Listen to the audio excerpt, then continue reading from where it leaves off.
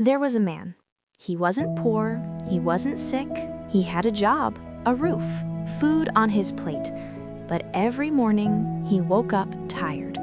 Not because he didn't sleep, because his mind never stopped. Every decision became a war.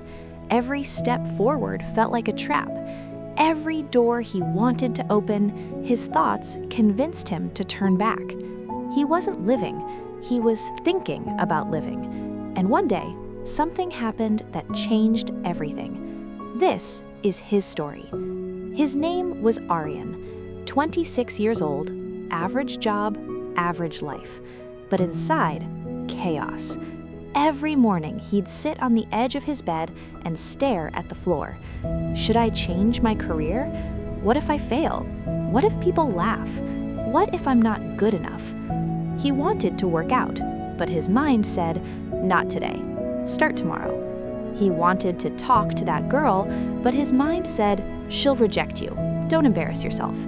He wanted to start that business, but his mind said, you don't have enough money, enough skills, enough time. So he did nothing. Days became weeks, weeks became months, months became years.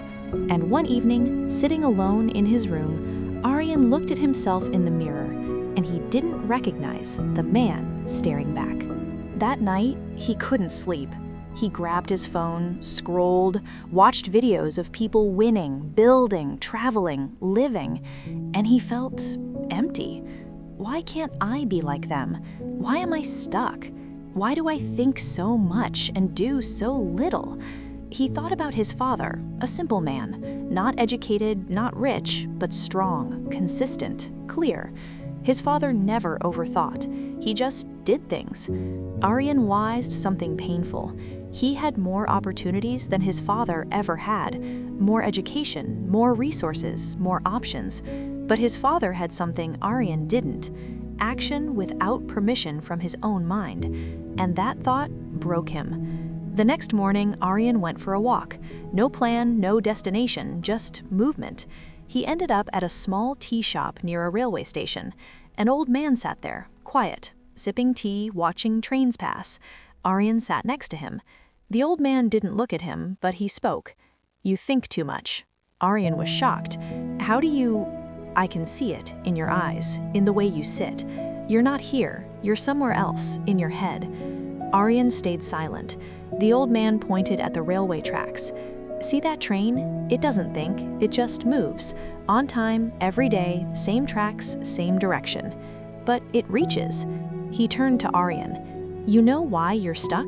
Because you're waiting for your mind to give you permission. But your mind will never say yes. It's designed to protect you, not push you. Aryan felt something crack inside. So what do I do? The old man smiled. Stop asking your mind. Start asking your hands.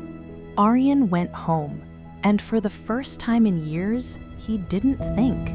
He opened his laptop, started writing that idea he had buried for 2 years.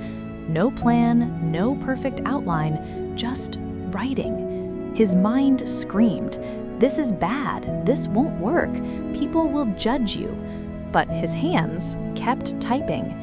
The next day, he went to the gym. His mind said, you'll look weak, you don't know what you're doing. But his body kept moving. Day after day, week after week, he stopped waiting for clarity. He stopped waiting for confidence. He stopped waiting for the right time because he realized something powerful.